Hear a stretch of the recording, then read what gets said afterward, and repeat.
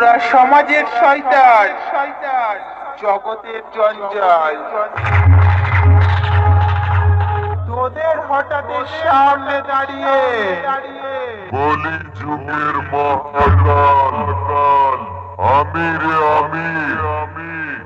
হুগলি জেলার হরিপাল সুলতানপুরের সাউন্ড কিলারের মালিক বাবা মহাদেবের ভক্ত।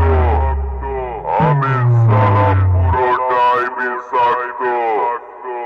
আমি যে এলাকায় ঢুকবো তোদের সব কটাকে করে আসবো একেবারে ধ্বংস।